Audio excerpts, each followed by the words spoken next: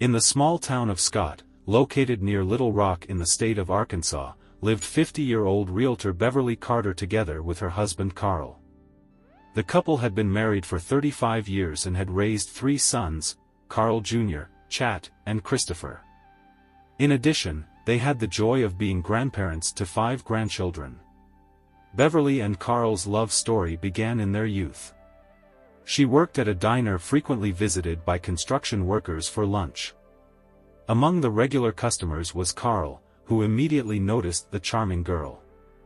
Jokingly, he said he realized she was his future wife when she served him a burger. Beverly was only 16 at the time, but they got married, and soon their firstborn, named Carl after his father, came into the world. Despite a happy start to their family life, the young couple faced financial hardships. They often moved, sometimes staying with relatives to make ends meet. Carl worked in the construction industry, which initially required constant travel. Beverly stayed at home caring for their sons until the youngest started school. That's when she decided to return to work, and in the early 2000s, she became interested in real estate. It seemed that the family's life was getting back on track, but in 2003, tragedy struck. Their 19-year-old son Christopher died in a car accident, leaving behind a little daughter, Bailey. At that time, Carl and Beverly were living in a house they had built themselves. However, after losing Christopher, the place became a source of pain for them, so they decided to move. Soon, the couple took Bailey into their care, and later they welcomed more grandchildren. This gave Beverly a new purpose in life. She adored her role as a grandmother and jokingly encouraged her daughters-in-law to give her even more grandkids. On their 20th wedding anniversary, Carl and Beverly decided to renew their vows. Their first wedding was quite modest, taking place at City Hall without much celebration. But now that their financial situation had improved, they could afford a real wedding. Around the same time, Beverly finally obtained her realtor's license and started working for a large real estate agency. Her natural charm, confidence, cheerfulness and friendliness did not go unnoticed. Colleagues noted that Beverly was impossible to forget. Her infectious laughter instantly lifted the mood of everyone around her. These qualities helped her achieve great success at work. She became one of the top realtors in the company and was among the top 5 sales leaders in her state. But even after reaching such heights, Beverly didn't rest on her laurels and constantly sought new challenges. By her 50th birthday, she began training for a marathon, participated more in sports competitions, and she and Carl started traveling more. On the evening of September 25, 2014, Beverly was scheduled to show a house to potential buyers. The young couple claimed they wanted to trade city life for a more peaceful and secluded setting. The rural home fully met their requirements, and they were ready to buy it with cash. The deal seemed profitable, and Beverly hoped to finally find new owners for this house. Lately, sales had been slower than usual, so this contract was very important to her. With over a decade of experience in real estate, Beverly understood that meeting clients alone could be dangerous, but up to this point, she had never encountered any unpleasant situations. She always wrote down the clients' names and contact information and shared these details with her husband in case of unforeseen circumstances. That day, she sent Carl a message, showing a house. Then Mexican food, my treat. In the text, she also provided the address and names of the clients, adding that she loved him and would be back soon. Beverly had no idea that all the information provided to her was fake. An hour passed, then another. The clock was nearing 9 p.m., but Beverly still wasn't back. Carl began to worry but tried to calm himself, assuming that perhaps the negotiations were just taking longer than expected. He called their son Carl Jr., who also worked in real estate. He assured his father that there was nothing strange about it, as sometimes meetings with clients lasted longer than anticipated. But Carl Sr. couldn't shake the feeling of unease, so he decided to drive to the house where the showing was supposed to take place. Arriving at the address, he saw his wife's car parked by the house. This calmed him a little, at least she was still there. However, getting out of his car, Carl noticed that the front door was wide open and no lights were on inside. Peeking into Beverly's car, he saw her purse and notebook on the passenger seat. Inside the house, it was quiet, every room was empty, and there was no trace of Beverly anywhere. Reaching the last room, Carl felt his breath catch. He immediately took out his phone and dialed 911. A neighbor from across the street told detectives that even before Beverly arrived, she saw a black car pull up to the house. A thin man with short, light-colored hair got out. His vehicle was parked somewhat oddly, with the trunk too close to the front door.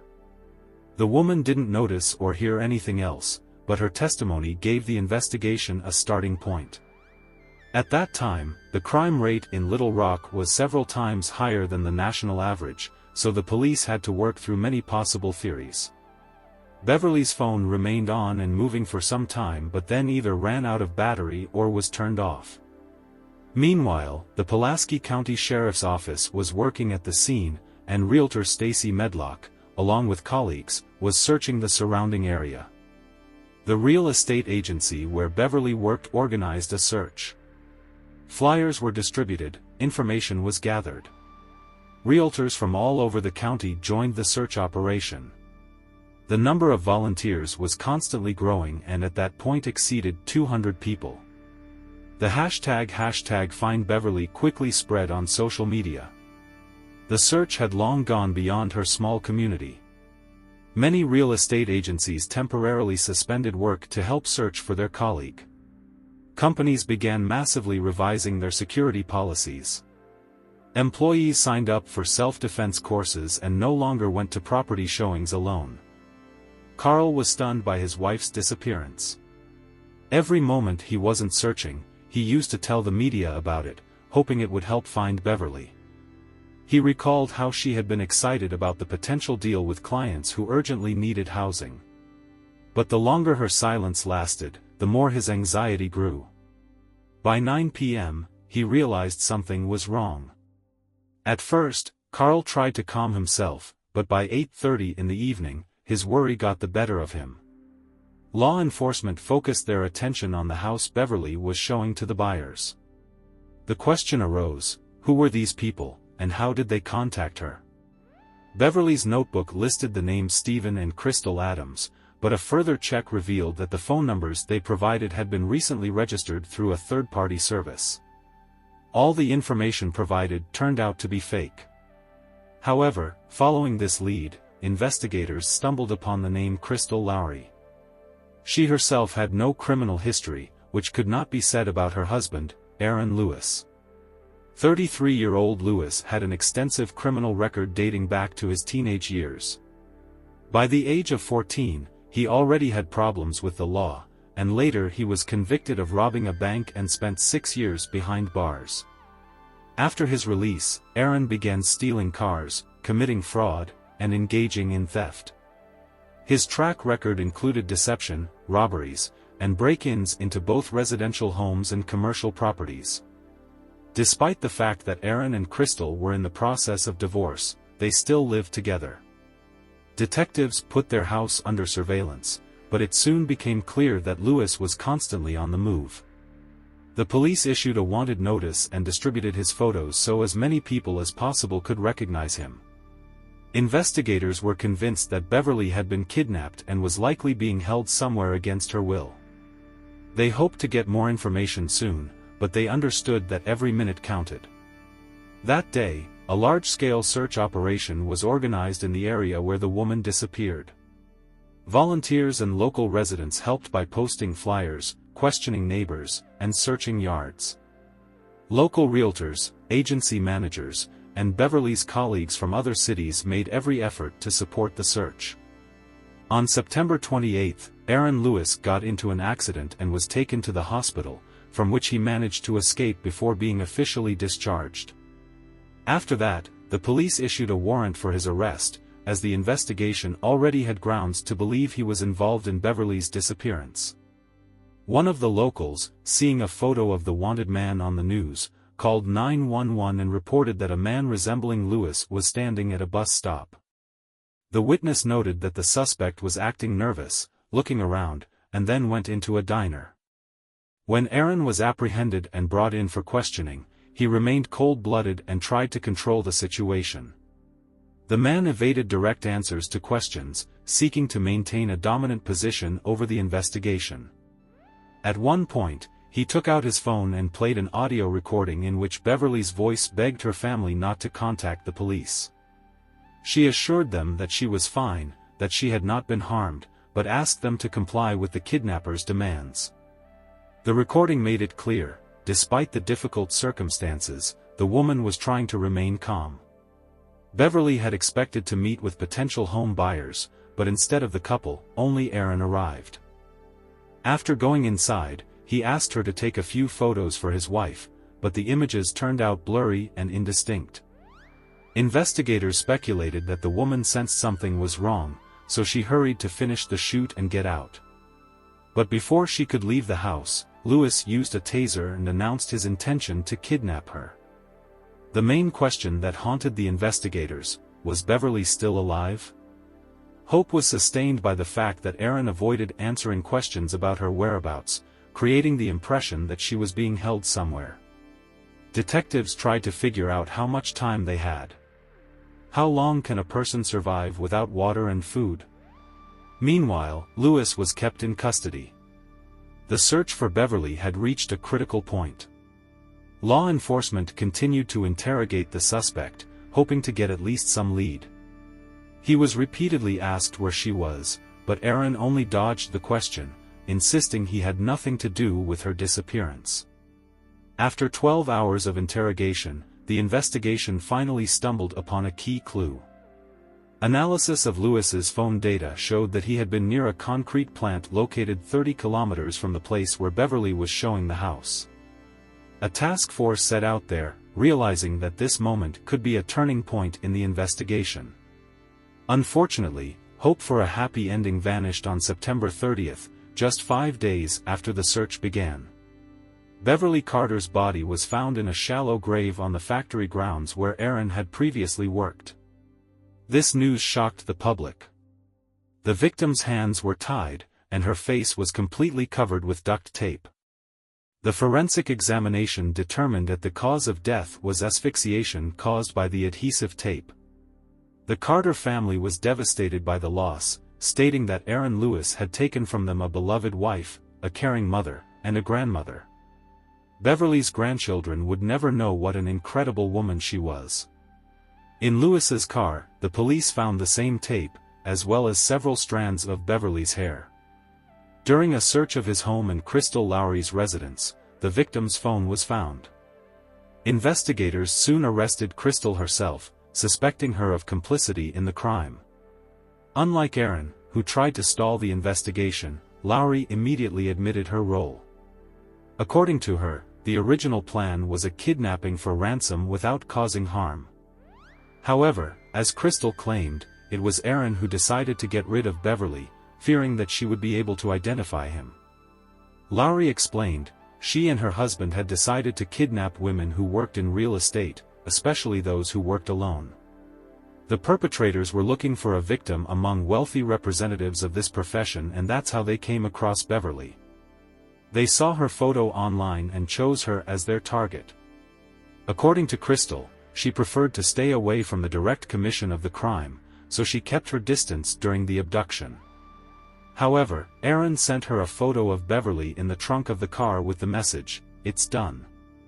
After that, he brought the captive to their house and locked her in the bathroom. Crystal was inside with her, armed with a taser. But soon Aaron panicked. Realizing that Beverly had seen his ID, he concluded that the only way out was to eliminate the witness.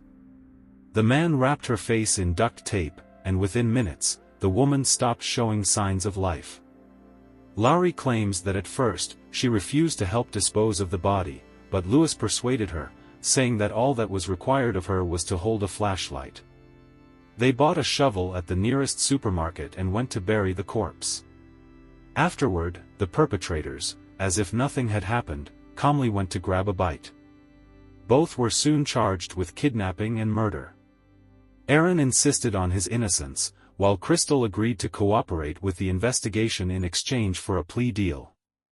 She was offered a more lenient sentence, 30 years in prison instead of the maximum term. Lewis, on the other hand, behaved defiantly, reveling in the attention to his case. He repeatedly misled investigators with false testimony and urged journalists to interview him. Aaron considered himself the central figure in the events and sought to control everything. During the trial, he changed several lawyers and then decided to defend himself. In the end, the defense put forward a new version of events. Allegedly, Beverly came to him of her own free will, and her death was an accident. However, the prosecution provided convincing evidence of his guilt, completely refuting this theory. Aaron Lewis was found guilty on all charges. The court sentenced him to life in prison without the possibility of parole. During the trial, the defense tried to portray Beverly in a negative light. The lawyers claimed that she might have had a hidden motive for meeting with Lewis, hinting at personal problems in the woman's life. They insisted that she had supposedly gone with him voluntarily and it was her initiative. However, Beverly's friends and family did not give in to these provocations, understanding that such statements were only an attempt to justify the criminal at any cost. Carl Carter, the victim's husband, testified in court, refuting all the defense's assumptions. He emphasized that despite ordinary domestic differences, he and his wife had a wonderful relationship. And that she would never have voluntarily gone with a stranger. Aaron Lewis himself also testified. According to him, he simply brought Beverly home, intending to spend time with her. But when he returned to the room, he allegedly found Crystal, who had already killed the woman. Lewis claimed that his only mistake was agreeing to hide the traces of the crime. However, as the trial progressed, the defendant became increasingly aggressive. When the prosecution subjected his version to thorough scrutiny, Aaron began to lose control, showing clear signs of irritation and anger. His testimony became less and less consistent, and his attempts to confuse the jury became less and less convincing. The key prosecution witness, Crystal Lowry, pleaded guilty and recounted the criminal plan in detail. She explained that the original idea was a kidnapping for ransom. But when it became clear that Beverly did not have a significant amount of money on her, the situation changed. The perpetrators could not leave her alive, as she could identify them. During the court hearing, Lowry reported that they had planned to hold the hostage in an abandoned part of the concrete plant, but they had not taken into account that the facility had undergone changes, and now it was impossible. Fearing that someone would notice the captive in the car, Aaron took a long time deciding where to take her. Eventually, he brought Beverly to his and Crystal's house, where she was kept in the bathroom, tied up with tape. Later, Lewis returned to the abduction site to retrieve the victim's purse and bank card. But seeing people there, he was forced to abandon this intention. After returning home, he made Beverly record an audio message for Carl, which was supposed to assure him that she was okay. However, this message was never sent. The case against Aaron Lewis seemed indisputable, but the trial encountered an unexpected obstacle. Some important evidence, such as Beverly's hair found in his car, the duct tape, and her phone, could not be admitted due to errors made during the search of the suspect's car and house. Despite these difficulties, the prosecutors continued their work, realizing that they had enough evidence for a conviction. Lewis's defense continued to insist that Beverly had not been kidnapped, had acted of her own free will, and therefore, Aaron was not responsible for her fate. However, the jury did not believe these claims. After an hour of deliberation, the court reached a unanimous decision. Aaron Lewis was found guilty of kidnapping and murdering Beverly Carter. The trial was a difficult ordeal for the victim's family. Her son Carl Jr., speaking in court, expressed outrage at the attempts of Lewis's lawyers to smear his mother. He emphasized that on that fatal day, she was simply doing her job, not suspecting that she would become a victim of a criminal conspiracy. The prosecution decided not to seek the death penalty for Aaron Lewis, so the court sentenced him to 2 life terms without the possibility of parole. Meanwhile, Crystal Lowry tried to appeal her 30-year sentence, but in 2020, her petition was denied. After his conviction, Lewis repeatedly made headlines due to his participation in court hearings. And in 2021, he again found himself in court for aggressive behavior toward prison staff. At the same time, Beverly's loved ones continued to work on preserving her good name and learning from this tragedy. Carl Jr. dedicated his life to improving safety in the real estate industry by founding the Beverly Carter Foundation. This nonprofit organization aims to protect realtors through research, training, and support for industry professionals. 7 years later, real estate agents began using new technologies designed to protect them in dangerous situations. Carl Jr. sadly admitted that such devices could have saved his mother on that fateful day. Today, he wears a keychain with her initials as a constant reminder of her. One innovative solution was a security system built into a piece of jewelry. Double-pressing the button on such a gadget sends an alarm signal to a list of emergency contacts and transmits the owner's exact location. Many realtors realize the importance of such devices, especially when working alone. Carl Sr., Beverly's husband, admitted that nights are the hardest for him. He was used to falling asleep next to his wife, watching their favorite TV shows together, discussing the day. Now, every morning, he is once again aware that she is no longer there. Carl Jr. said that sadness overtakes him at the most unexpected moments. However, looking at old photos where his mother is smiling, he finds solace. He urges everyone to cherish their loved ones, call their family more often, and remind them how dear they are. Thank you for watching this story. Write your thoughts about it in the comments. Don't miss the future videos, subscribe and like the channel. Take care of yourself and people you love.